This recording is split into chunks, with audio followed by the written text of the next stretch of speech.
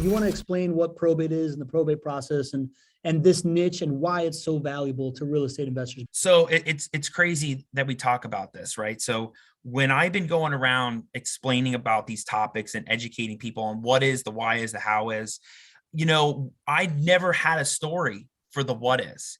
And recently, a couple of weeks ago, I had a story that plugged right into the what is, and it actually solved the deal. So, this kind of segues perfectly into, yeah, Pablo, see, a lot's changed on my end too. It's not just slides of the what, the why, the how. Like there are now stories behind all of these things that's helping the application of getting into that niche. So if we start with the basics of the what is, so what is probate? Somebody owned real estate, and we'll stick with real estate. We can get into so many other things with bank accounts and IRAs and all that stuff. But somebody owned the real estate and titles in their name. The title to the property is in their name on the deed.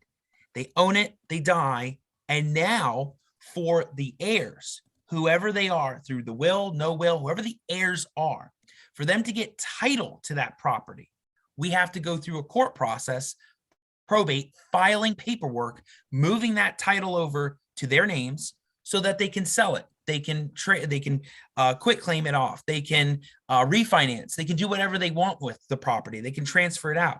But now that they have title to it, they can do what they need to do to get that thing sold, so that if there's a buyer, they can get that title insurance through the title company. Boom, sell it, right? So here's the application of the what, right? So you'll say, oh, that's great, like the what. The application is this. So a lot of people, they'll skip over that and they'll move on to the leads and the deals. The what is actually important for leads and deals, because in this story, there was an investor found a lead in South Florida. Lady had to reached out to me. She said they had to go through probate. I analyzed the whole deal. That's one of the specialties things that I've been able to do, Pablo, is solving puzzles quickly, right? When you're able to solve a puzzle, people love that. So I heard the whole puzzle. And when I heard that puzzle, I said, okay, we broke it down. There was two probates. I was like, this is possible to do. I don't see any problems here. And I said, we got to move forward. You got to get me this, this, and this. She was all good. And I said, all right, let me know when you get it and we'll move from there. And she said, whoa. One thing. What is probate?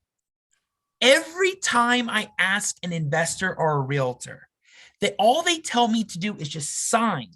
And the way she said it was that she was frustrated, right? Sign. And I said, okay. She goes, if somebody can tell me what it is, I'll move forward on the deal. I said, really? And I was like, of anybody, you're asking me what probate is? I'm like, this is perfect. I said, if I tell you what it is, are we ready to move forward? She says, absolutely. Because she said she felt like an ostrich with her head in the sand. And that every time they told her to sign, she just went away. She passed off the deal and said, I'm not dealing with this today.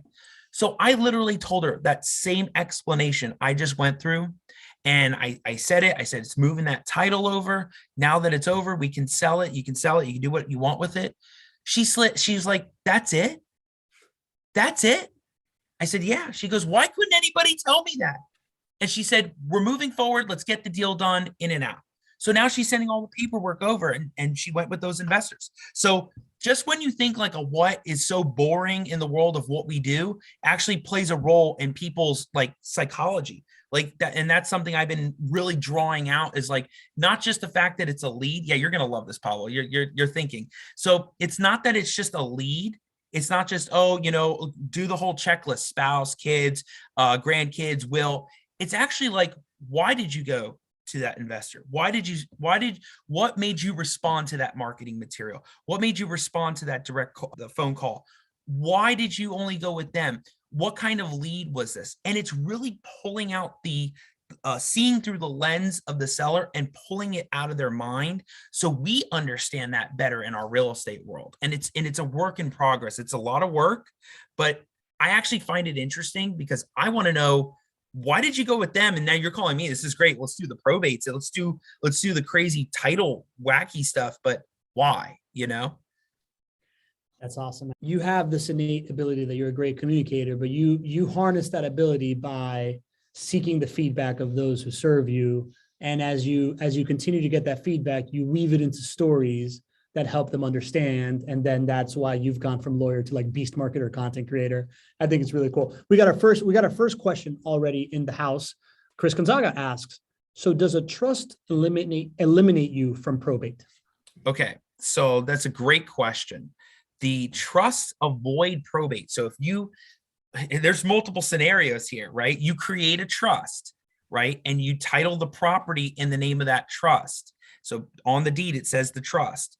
That would it usually avoids probate. However, what happens when the trust doesn't name multiple successor trustees or doesn't have the correct beneficiary distributions, or it's missing stuff? Like I saw one 2 years ago where a big time estate planning lawyer died and there was his trust and he was missing like 3 massive paragraphs because maybe somebody deleted the paragraphs.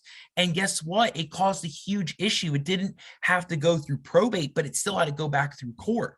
So trusts avoid that probate, but there's also something where if it's not complete or doesn't outline the exact distributions or name successor parties, you may have to go back to court to deal with that, right? But here's the other thing that comes up that's happened frequently.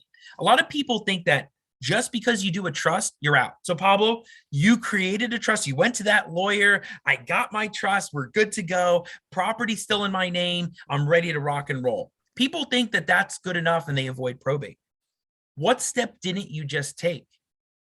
You didn't take the act of getting a deed out from your name into the trust.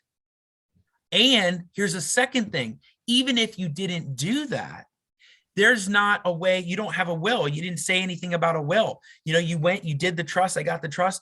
There's something called a pour over will. And a pour over will is a mechanism where you can name the trust as the beneficiary. And it's almost like a fail safe. Anything you did not title in the name of the trust pours back into the trust through the will, but you still have to go through probate, even though you have that will. So a lot of people don't know, hey, I titled I got the trust, but I didn't title the property in the trust. We got to go through probate. People are amazed by that.